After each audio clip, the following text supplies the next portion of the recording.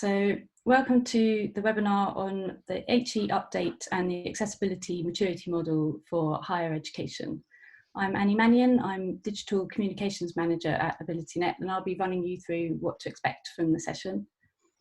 I'm joined today by Helen Wickes, who is the Education and Workplace Relationship Manager at AbilityNet, Alistair McNaught from McNaught Consultancy, Ben Watson from the University of Kent and co-founder of All Able, and we'll also hear from AbilityNet's Abby James during the Q&A section for specific questions about the public sector accessibility regulations. And my colleague Mark is running the slide deck, so you can access that now if you want to via our webinar page for today's session. So next slide, Mark. So just to go through a few housekeeping points before we start the content. We've got live captions on the webinar provided by PowerPoint's automated tool. We have slides and a transcript available, so if you've got any technical issues or you need to leave early, don't worry, there'll be an automatic email sharing the recording and slides.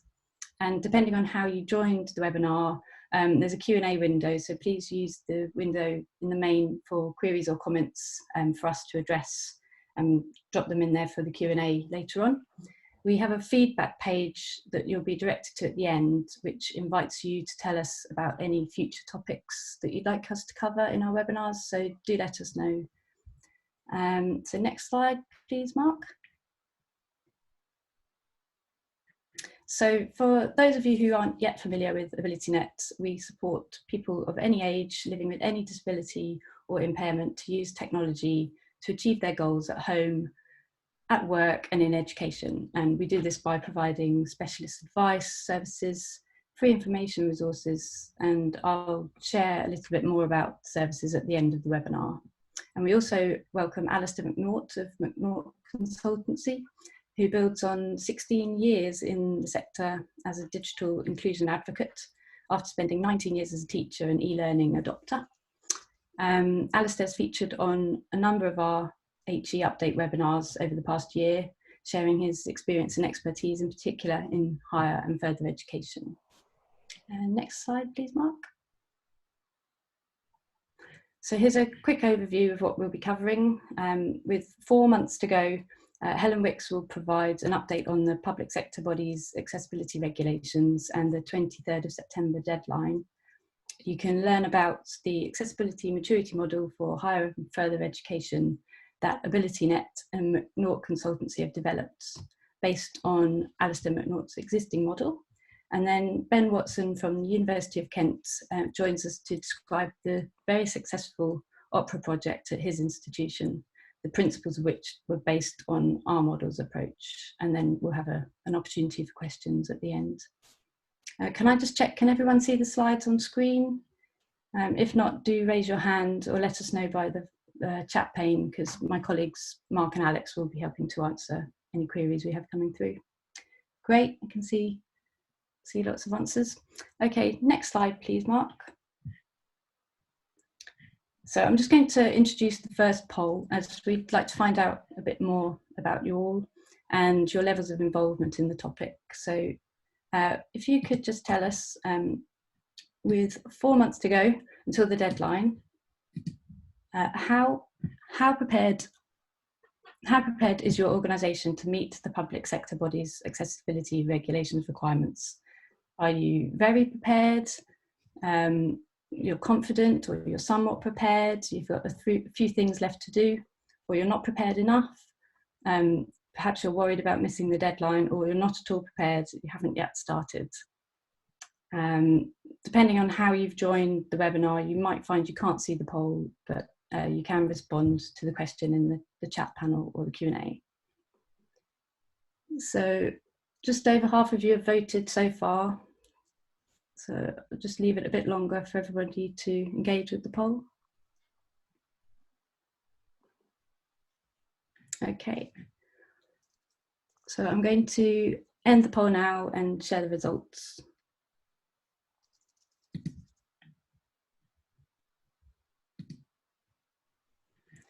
So the majority of you are somewhat prepared with a few things left to do at 49%. Then next, you're not prepared enough and you're worried about missing the deadline. So hopefully we can give you some useful pointers and tips today. That's 38% of you. And then neck and neck, you've got very prepared, we're confident, which is great, that's 6%, and not at all prepared. We haven't yet started, again at 6%. So over to Helen, who's our first presenter, to speak about the public sector bodies' accessibility regulations. Great, thanks Annie. Next slide please, Mark. So as Annie said, we're just under 4 months away now from the big deadline for the regulations in September. So we wanted to give you a quick reminder of what needs to be done by that date. So all existing websites and updated internal sites must be accessible, and videos and audio published beyond this date must be accessible. For each site, you must have an updated and compliant accessibility statement with the relevant legal wording included. There is a sample accessibility statement where the notes stipulate that the wording is legally required, so therefore cannot be altered. You should therefore be ensuring and checking that your accessibility statements match the sections that must be kept to the same format and wording. As you can imagine, we've been working with an increasing number of universities to help them move forward with this. And one of the key themes that is emerging is that although people have concerns about tough to crack accessibility challenges, such as videos and PDFs, actually some of the basic areas are an issue for many of the sites and can be addressed quite simply. Things like colour contrast and keyboard navigation are easy to test and address, and some of the most common issues that we are finding. With the current crisis, obviously, moving learning experiences online, human support get-arounds have been swept away in the main, and with online learning looking like it could be with us for some time, now is a great opportunity to focus on making that the most inclusive experience possible to attract and retain the widest range of students. Next slide, please, Mark. We've been really impressed with the collaboration and support amongst sector staff in terms of addressing this large project.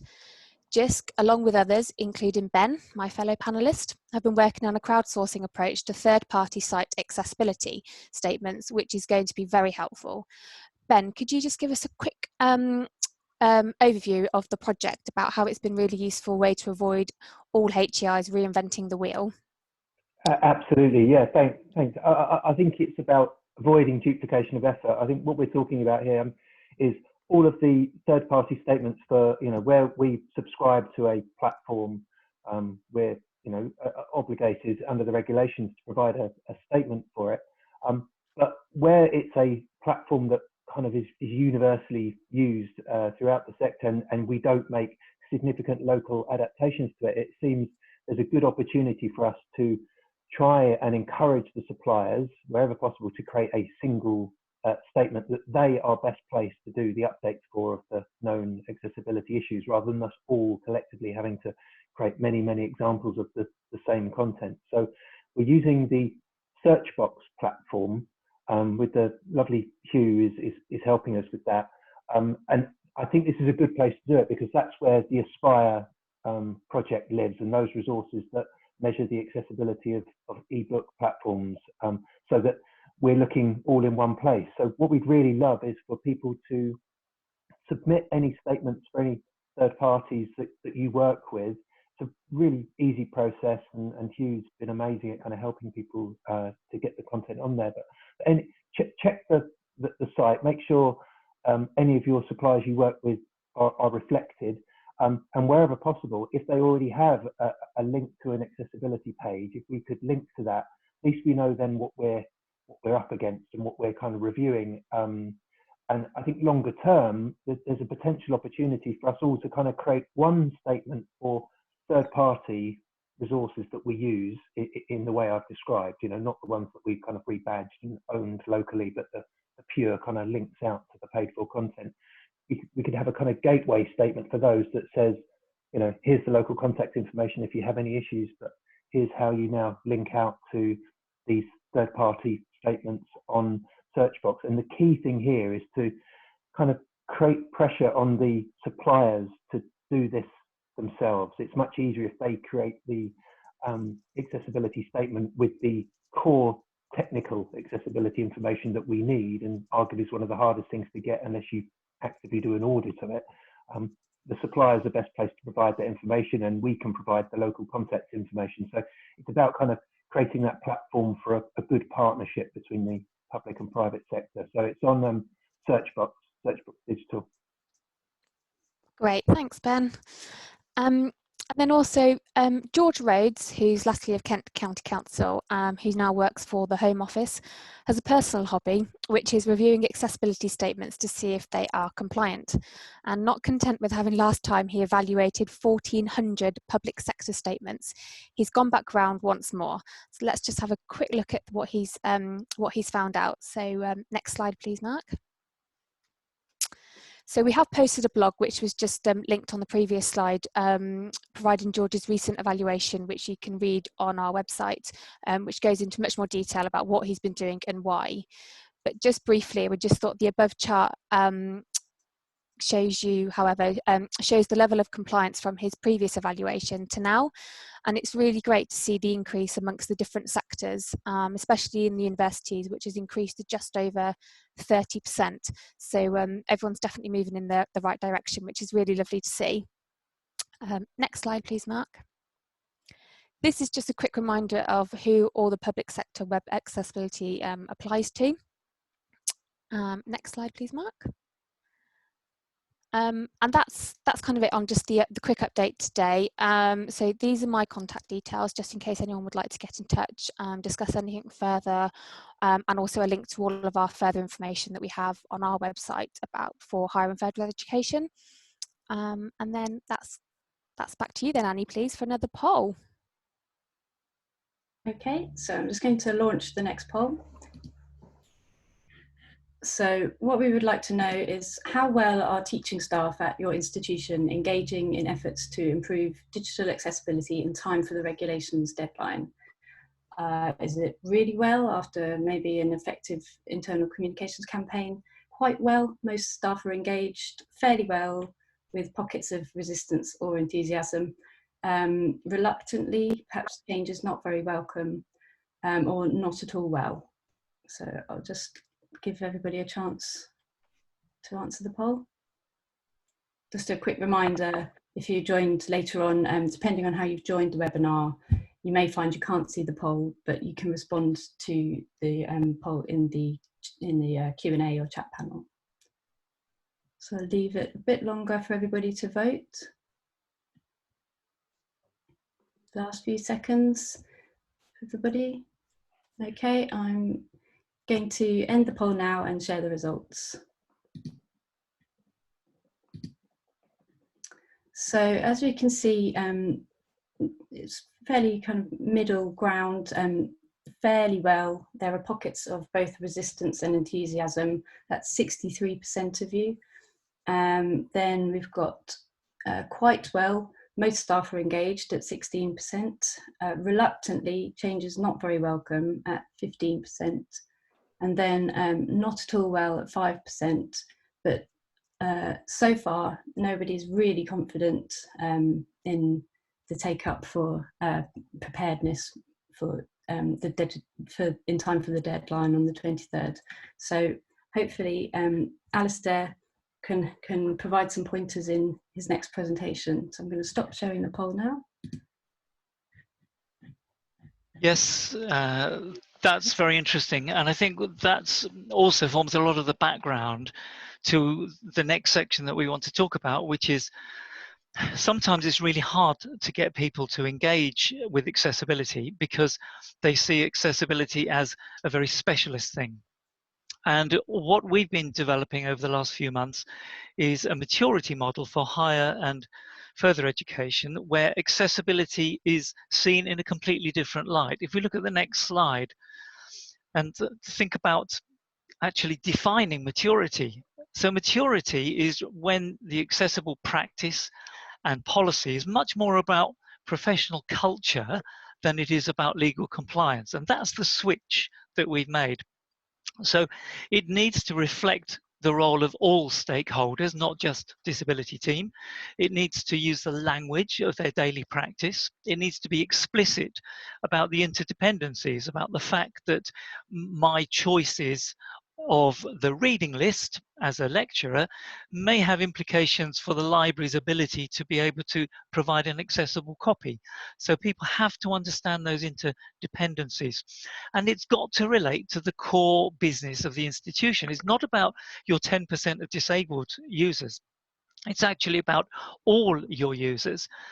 And it needs to focus on all those different stakeholders as being part of the solution, not part of the problem. And I've got a picture of the skeleton on the screen there, because I think quite often when we work with people on accessibility, there's this sense that you do your accessibility statement and that's it. It's fossilized, it's there in stone, and in a year's time you look at it again and maybe tweak one or two bits of the bone. But actually it should be about a living thing that continues to grow, that continues to change. So next slide. We've had lots of discussions with government digital services over the potential for unintended consequences if there's a kind of a fundamentalist presentation of public sector legislation that was designed for a public sector environment which doesn't understand education. So education is part of public sector, but there's 150-ish universities and maybe 300 colleges.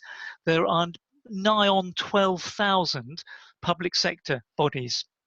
And so we are very much in the minority, but we are very different. And we're different in lots of ways. So we're different in terms of size, because your typical public sector body website, if you're looking at your local council or even sometimes your town councils, county councils, they may have tens of web pages to hundreds, but a university or college learning platform can have thousands and thousands of pages.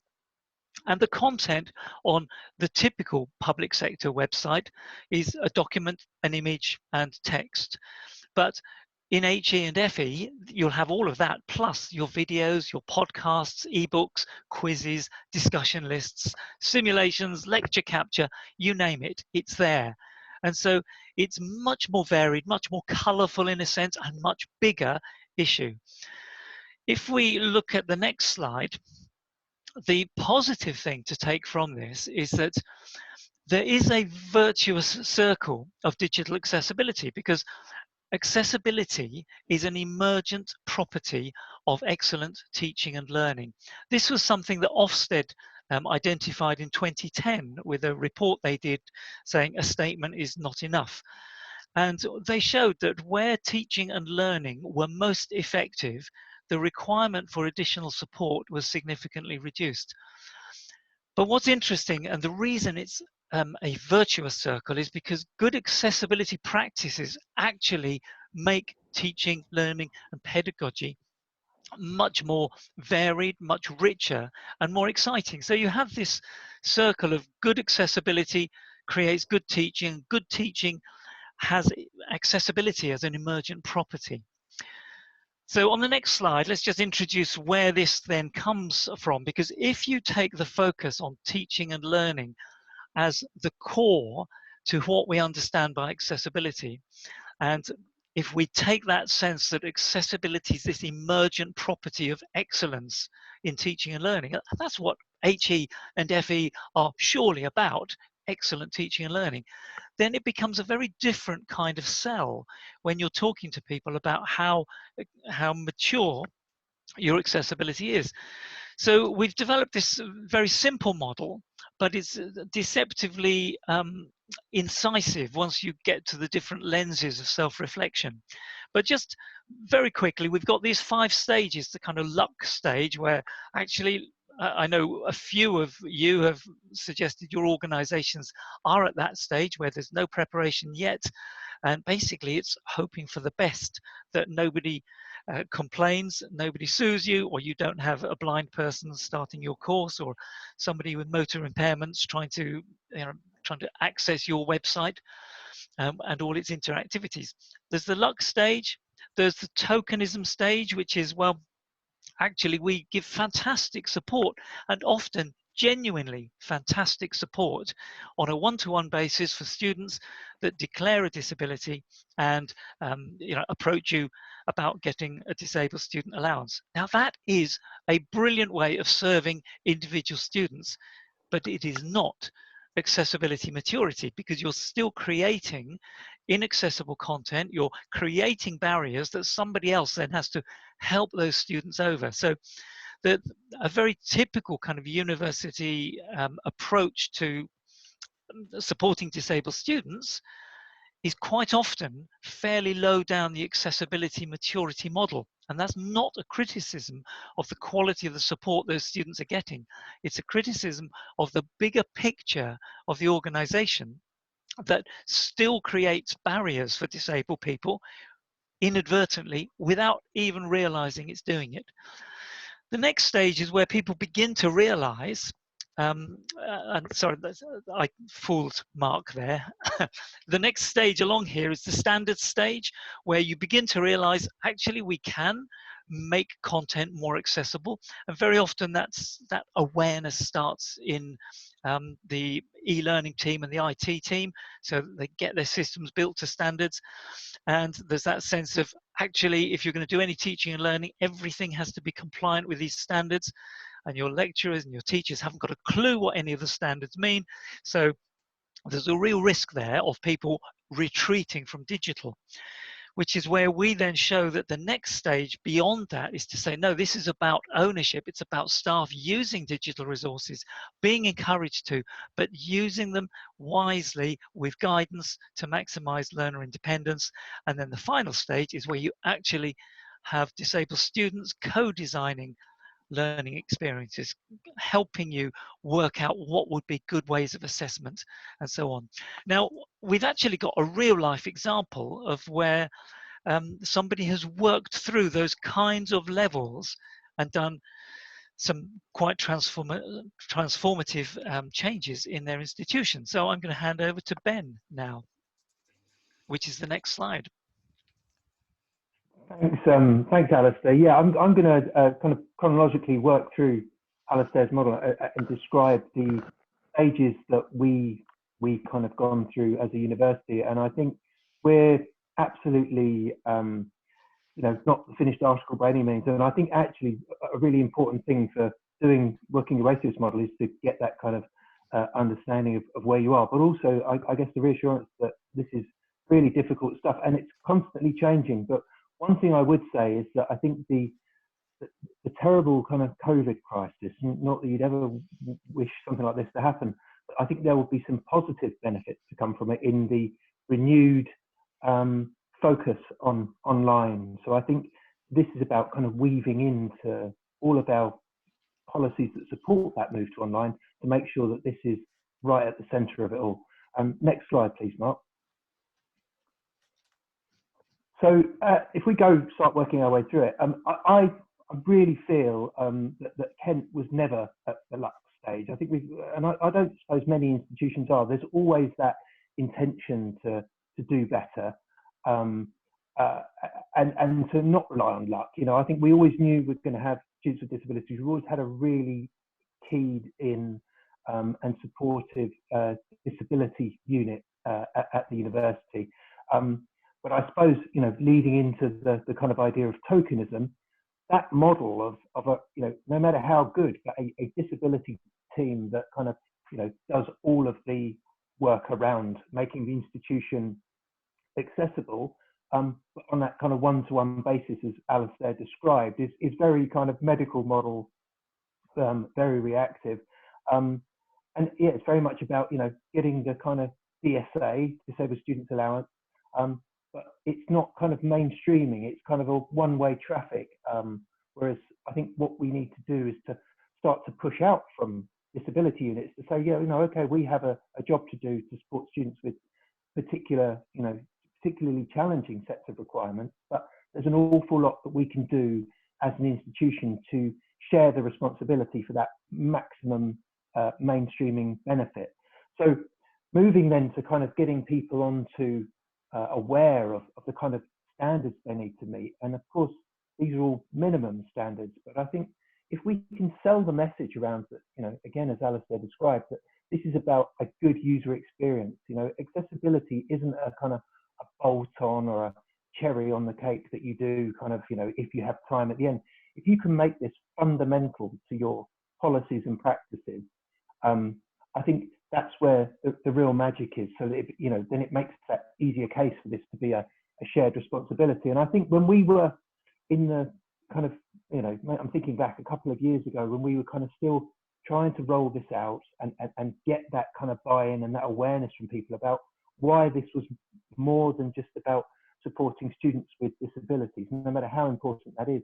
It's actually just about giving everyone a good user experience. Because I'm yet to discover a thing that you can do to make something, you know, digital content, for example, better for someone with a disability that doesn't similarly enhance it for everyone else to, you know, use typical examples like captions. So I think what we had in those early days was brilliant pockets of expertise. Some people who really bought into the idea, and it was kind of character driven. You know, if you had a particularly strong character in a department who really got the kind of message and was fired up by it, you saw great kind of early impact in those areas.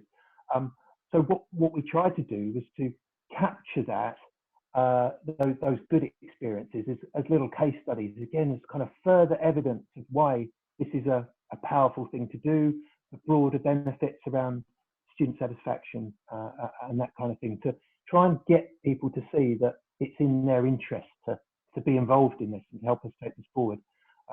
Next slide, please, Mark.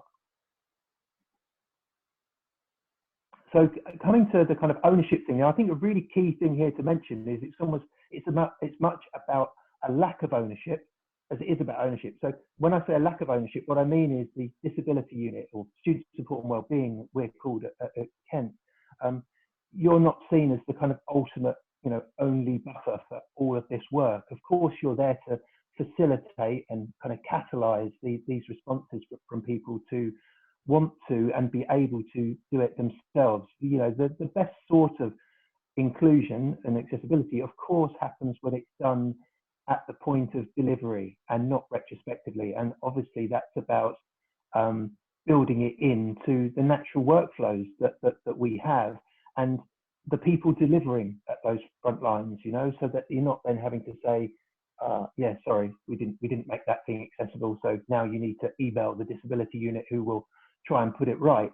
That's again the medical model, and you know, we're really keen to try and move towards the mainstreaming social model. And I think a really important thing that we've seen here in this kind of development is that confidence building, that people realize that actually, you know, to make a document accessible, although it initially seems quite frightening if you've not done it before, actually there's relatively few things you need to do to massively improve, you know, the overall accessibility of a Word document, for example, or a PowerPoint slide. So I think once people start to be gently kind of taken through how they can start to do this themselves and be kind of captains of their own destiny in that way, you'll see that they don't kind of have the issues perhaps they originally may have feared. And I think another way to give them that extra support is to offer them, you know, obviously tools and guidance on how to do this. So we've been using our own, we call them productivity tools, which again, historically, I think would have just been shown, you know, to students with disabilities and inclusive learning plans. But why not just make them available to everyone? So again, that's about just ownership of all of the outputs of this accessibility work is owned by everyone as well. So I think that was a really key stage. And I think we're still at the kind of ownership phase with kind of, you know, ambitions to move to partnership. And if we can go to the next slide, please, Mark, I'll give you a few early kind of things we've been doing in this area. I mean, of course, we've been involving students in everything we do. All of our website designs, all of our kind of testing is always done with students with disabilities, of course. But I think going a bit broader than that to kind of get more kind of qualitative experience experience it's been really helpful. And we've done a particularly helpful one was a diary project we did, where we asked students with disabilities and students without disabilities to keep a diary for a week, take photographs of accessibility barriers that they faced, and then to write something in the diary to explain why they took the photograph and what impact it had on their learning. And that was unbelievably helpful for going way beyond just the kind of, you know, accessibility of our web pages, but more about the whole user experience and their feeling of kind of belonging within the institution. So I think that's been a really helpful one. And it's important to see these regulations as a kind of springboard. This isn't just about meeting the minimum standards for your website, but how can we, you know, extend that to learning and teaching spaces and the whole life of the student within your institution. Similarly, we're doing things with Blackboard Ally data, looking at the module satisfactions, feedback, any clues we can get, any areas where we're missing stuff or we're being told stuff in the data that perhaps we're not picking up through standard surveying. Alistair very kindly included the THE award that we won for this inclusion work we've been doing, and I think why that's kind of helpful, I suppose, is it shows that there's a broader value. This isn't just about a kind of niche area that sometimes I've heard people kind of say about accessibility work. Well, there's relatively few students with accessibility needs, so why can't we just do it on a case-by-case basis? But I think this is where it's useful to show those broader benefits. And I describe the THE award locally as like WD-40 because it's kind of opened the door to giving us that credibility to go and, you know, have something to say about broader learning and teaching strategies in order that we can fully embed the accessibility and inclusion message into what we're doing anyway, so that this isn't an additional message on top of everything else that people are asked to do, but it's interwoven as much as possible. So student support and wellbeing becomes this partner, this catalyst,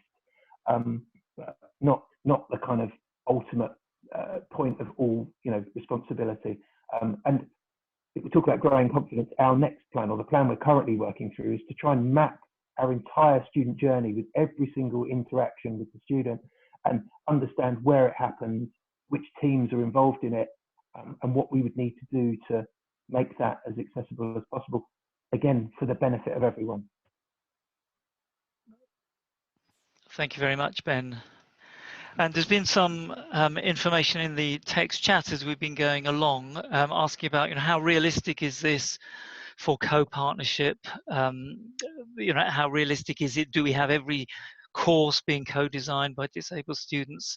And I think there's a real issue there, and we need to be pragmatic about it. But I think the example that Ben's given us is one where students have genuinely been involved quite strategically in a number of areas, and that has just led to richer engagement, and it's actually opened up creative pedagogical opportunities.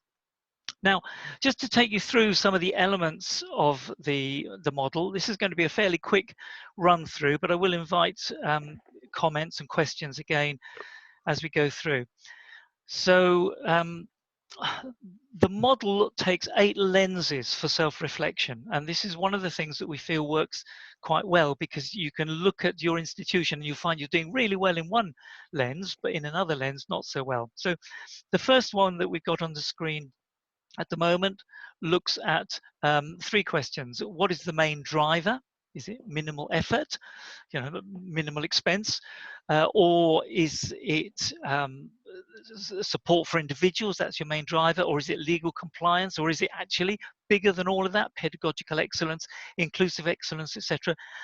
And then it looks at other questions like who has responsibility? Is it nobody? Is it the disability team? Is it the web team? Is it the whole organization, you know, led by a senior manager? Is it the whole organization plus individual stakeholders from different groups? Which model of disability is in play? Now, I won't go through all of these elements now, but what I just want to talk about as we go through these is just to help you understand some of the ways you might use this. Because if you ask 30 different people in 30 different parts of your organization, what the main driver is in terms of accessibility, you might get 30 different answers and 30 different places plotting out. Or if you ask who has responsibility, you're going to get variation.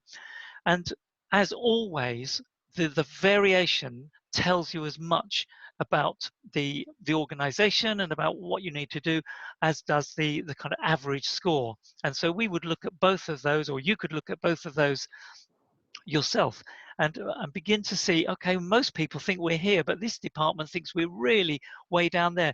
What do they know that we don't know? What have they experienced that we don't experience? And it's a brilliant way of drawing in lots of different people. If we look at the next lens for self-reflection, the next slide is, here we've got some others. What's the focus of effort? What are we trying to do? Are we trying to justify our non-action, or are we trying to make our websites inclusive? Are we trying to make the whole of teaching and learning inclusive? And obviously you are, many of you are trying to do all of that. We're trying to do all of that and more. But again, seeing where perceptions vary across the organization are really, really effective. Amy and I did a podcast on this, and it's on the AbilityNet website. And we used the metaphor of a dot-to-dot picture, where everybody knows which their dot is, but unless you can see the whole big picture, you can end up with one team thinking that your big picture is a camel, and another team thinking it's a donkey, whereas actually the big picture is a very fast car. And so helping understand where people see the organization differently in these different lenses is helpful. So this particular suite of lenses, we've got the focus of effort, the skills and expertise, whether they are unidentified or whether they are located in specific teams, or whether you have a much broader skills and expertise, maybe even accessibility champions or something like that. And then the other lens is which policies include accessibility. Now that policy one's a very interesting one, and I've done a lot of work with policies in HEIs, and it's so interesting sometimes where people say, oh yes, it's all in our policy, accessibility is throughout our policies, and then you start doing some searches for digital accessibility, assistive technology, etc., and suddenly nothing about it in relation to webinars, in relation to lecture capture, ebooks, all those sorts of things. Next slide is another lens. And again, you can look at these in more detail. We've got lots more detail in the downloadable resource that Annie will talk about later. But we've got other issues here that are cultural. So how does the culture of the organization feel? That's highly subjective.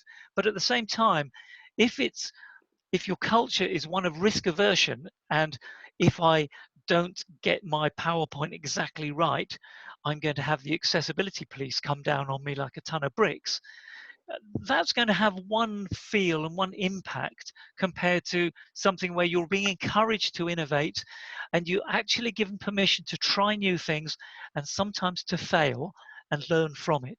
We need to model to our students what we teach them, and that's sometimes trying new things, failing, and actually you're learning from it.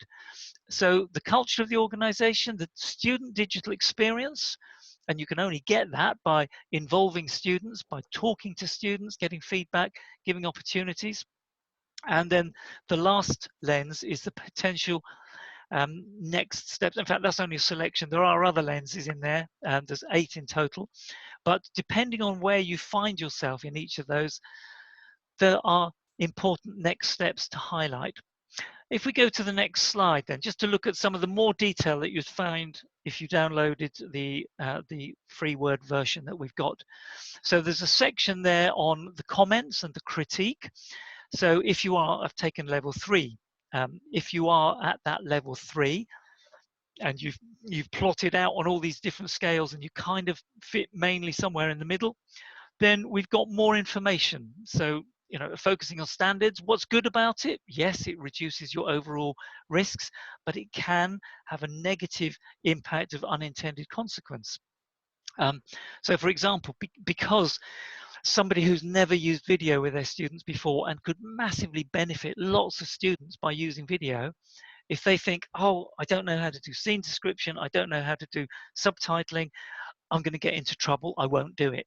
That's an unintended consequence. And so, we do encourage people to think holistically and to think about, whether partial accessibility can actually be a benefit for some students, and whether there's a space for that in your accessibility statement.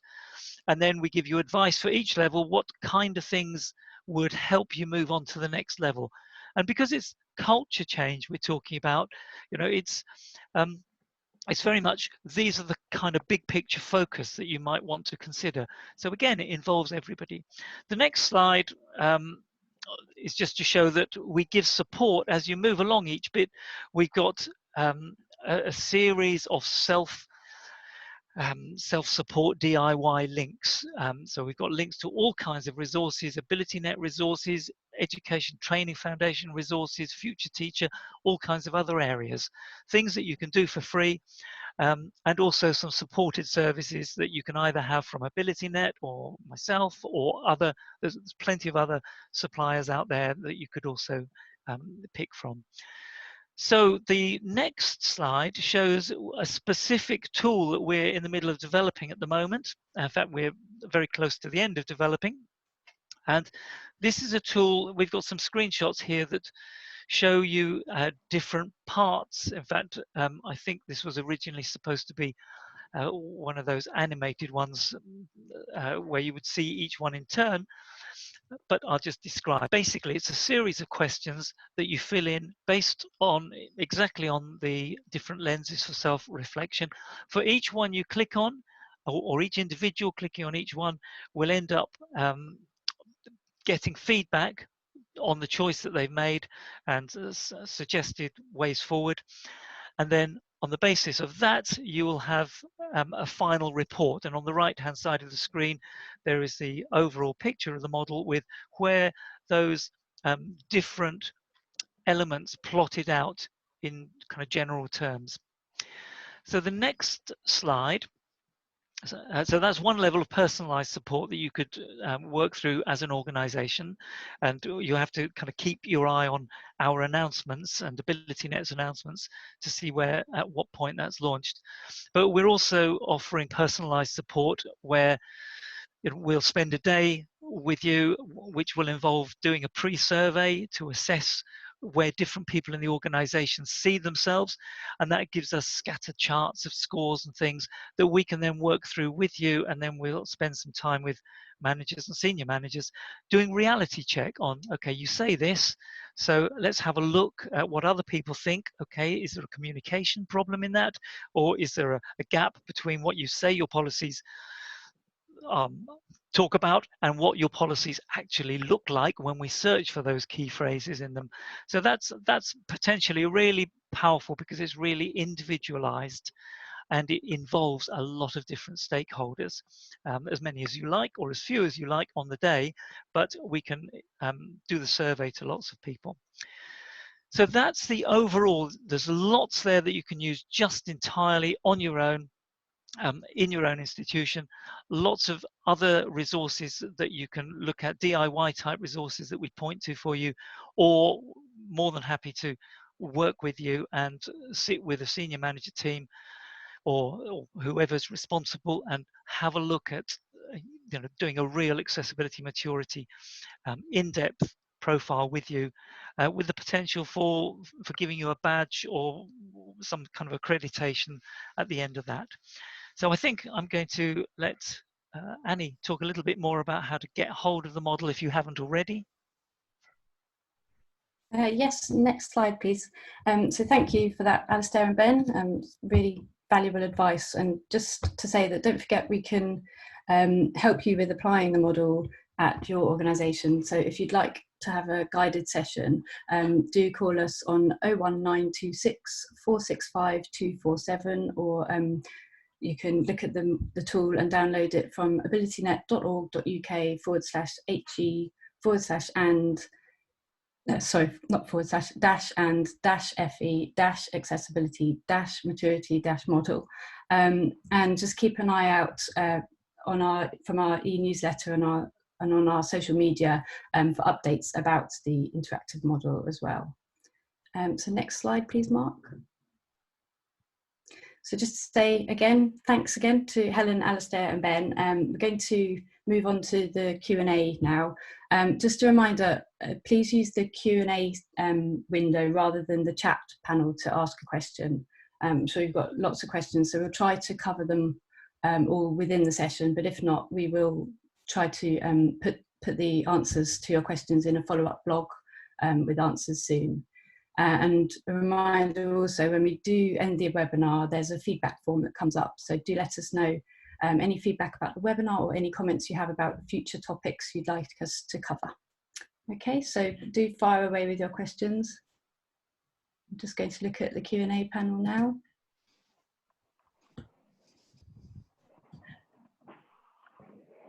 We had a question earlier that said, as institutions, do you recommend linking to search box itself or accessibility statements of the individual suppliers? This might be a good time, yeah, to ask Abby about this particular question. I think it's a bit of something that you've got to decide what is relevant within your statement template, really, and how much information you want to provide as easily available to your students and your staff. What's important to remember is the accessibility statement has two sections. The first half is aimed at the user, so it is meant to be in layman speak a description of the accessibility, how you can get any further support, and how you can raise any issues. The second part is the technical description of compliance. So your supplier's statement may cover the technical compliance, but you need to think about that layman's term. That's, you know, talking to your students, to your staff, actually what's the implication for this? How can you get further support? So yes, potentially link, but you've still really got to think about how you want to communicate important information. Okay, and we've got a question from Mike here. Can you explain, this is for Alistair, can you explain how this relates to the BDF maturity model, as most universities are going for their standard award? Yeah, that's a really good question, and I'm very pleased that Mike's kind of given us a chance to talk about that.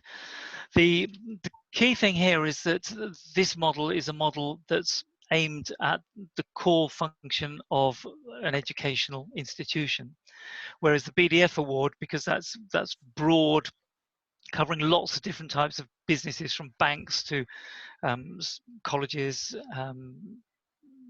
retailers, etc. It's much more diffuse in a way, and it's much harder for an individual teacher or a librarian or disability support team, study skills team, etc., to look at the BDF model and think, okay, where does that fit my practice? Right at the beginning, one of the first slides in my section was one that had a skeleton with it, talked about the importance of accessibility maturity being based around the language that people actually use. And we find, so I would describe our model as one that is, it's on a different scale and a different level. It's not incompatible and it's not a competitor in terms of the BDF maturity model. But whereas the BDF maturity model's got lots and lots of questions that you have to go through and fill in, and a lot of the time those questions would not have an obvious relation. You have to kind of invent in a way, or extrapolate the relation of that question to my job role. Our model looks at it the other way around. It says, okay, we know teaching and learning is what goes on. We know that good accessibility is an emergent property of good teaching and learning. So let's start from that end.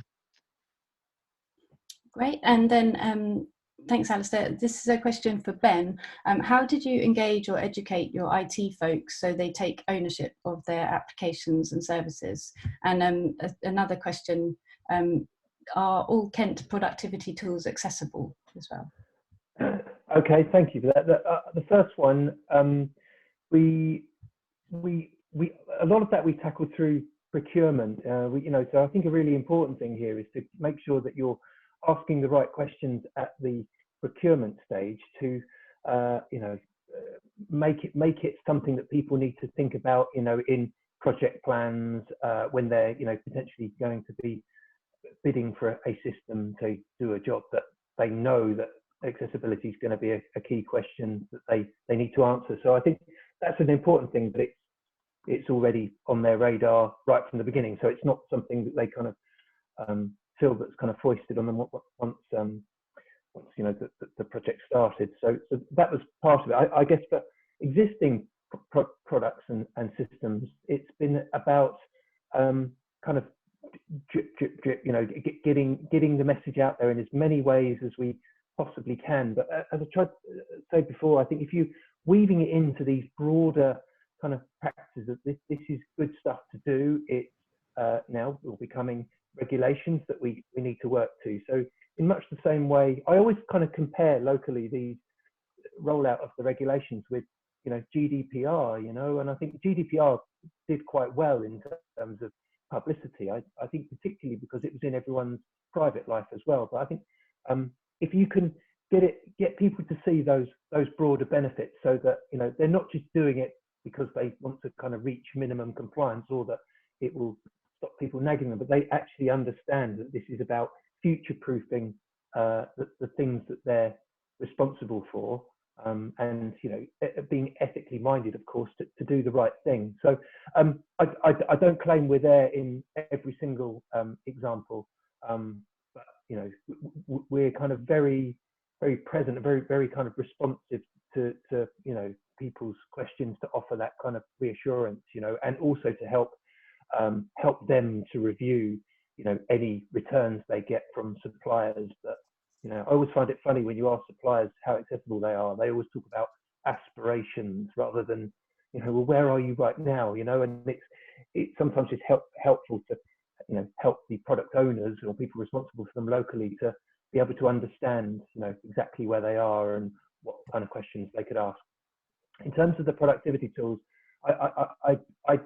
we do our very best. We always take, you know, feedback from students wherever possible. We do get some of our screen reader users to test them. But I think one of the challenges with a platform like that, and people who spend a lot of time looking at apps will be familiar with this, is that things can change like the wind, you know. So it does feel that they're kind of, you know, not quite ephemeral, but not far off in some cases, and they're always changing. So I think, again, we try and make sure that there's a range of platforms and operating systems and devices covered, and we're always kind of keen to get that feedback. And you know, of course, if we had any feedback that said, you know, this is an absolutely dreadful thing, then we probably wouldn't have put it up there in the first place. But we would obviously take immediate action on that. So I hope that answers that one. Great. And a question here, it's probably for Abby. What are your views on having one statement for a number of sites in a digital estate, covering the main organisation website, portals, research sites, all in one statement? This person has seen a mix in the way statements are being created for wider digital estates.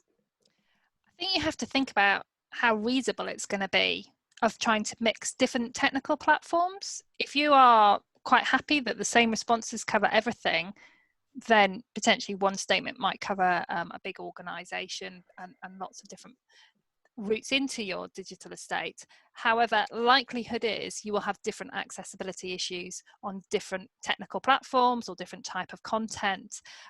So separate statements then become more effective to communicate to the user. So for example, I've noticed even within government departments, they are now producing separate statements for documents. So they're saying, this is the accessibility of our documents and this is the accessibility of our website, because they are two different control mechanisms as well. So the important point to come from is actually, does it make sense? Is it actually of valuable, readable sense to communicate what you need to do? Great. Just looking through. A question from Craig. Any suggestions for resources, for example, demos, that can be used to get people to empathise with users with accessibility issues? Can I pitch in there? I think there are many tools out there that will try and do colour visual or visual disturbances, but there's always a caveat with anything that is about trying to emulate a disability. That it's quite a contentious issue within the disability community, that essentially you can, instead of generating empathy, you can actually be generating pity. What I find is much more effective is trying to get people to actually engage with their digital platforms in a different way.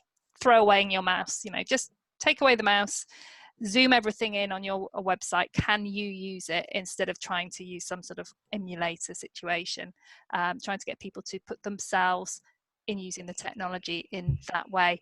And always really good to get live stories, vignettes. As universities, you have lots of people involved in your organisation, and we know that there is quite a significant percentage who have difficulties and barriers. So get them to share your stories. That can be just as effective. And Ben's done some great work at Kent. His students have talked about it. I've used it in courses, and that makes a huge impact of getting people to share their own stories as well. Well, a related question for Ben, but also do feel free, Alistair and Abby, to chip in as well, is how do you get disabled students involved? Because at this person's institution, they couldn't contact them because of GDPR. It's a really good question. I mean, I think, it's again, if you're doing this kind of turning it on its head and the mainstreaming thing, then your accessibility communications are necessarily everywhere, so that the students will be exposed to those messages throughout the life of the organisation. So I think that's a really good way. Of course, through your disability team, you have the direct contact with those students. I think would be another means of making sure that they've got the key information that they can refer students to at their fingertips, as well as our student union has been absolutely fantastic at representing the requirements of students in all protected characteristics. So I think students talking to students is often a really good way for them to engage, much more than feeling that it's just kind of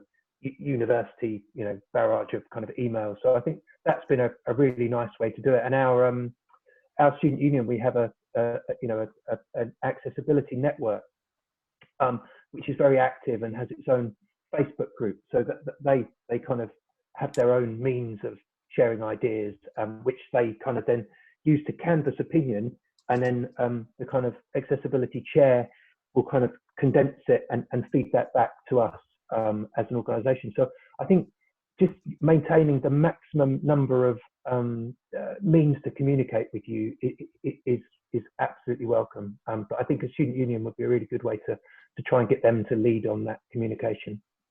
And that goes right back to the heart of what we believe, the most effective approach to this is, which is about culture. And so, in a way, if you can develop a culture of working with students, not necessarily even starting off with, your disabled students, sometimes you just need to work with students and involve students more readily in, supporting your digital practices. I know organizations where they've got student digital champions. I think Ben's used student digital champions in Kent, but once students are actively involved in the process of teaching and learning and feel an ownership and a stake in it, then it's easier to get all kinds of students involved. Great. Thank you very much, all of you. Just looking at the time, I think we're going to have to end the webinar there. So if you're able to go to the next slide, please, Mark. If you do have a question that hasn't been answered, we've got a few that we hope to cover on a follow-up blog with the webinar recording and any additional information. But just a bit more information that might be of interest to you. We do run online training sessions on accessibility. In particular, we've had a lot of inquiries about the accessible documents and presentations training session coming up on the 4th of June. So learn all you need to know about making your documents and presentations accessible to as many users as possible. So if you go to abilitynet.org.uk/training, you can find out more. We do also have a new document remediation service that's launched recently, /document-remediation. And do check our website for advice, fact sheets, blogs, and a new helpline number, which is 0800 048 7642. And we do have higher education and further education specific accessibility resources on our website as well. So next slide, please, Mark. Just to wrap up, say do check out our next webinars and our AbilityNet live online events program at /webinars, and do sign up to our e-newsletter /newsletter. And just a final thank you very much for joining us, and thank you to all of our speakers today and for taking the time out of your day. So bye everybody. Bye. All right. Bye. Bye.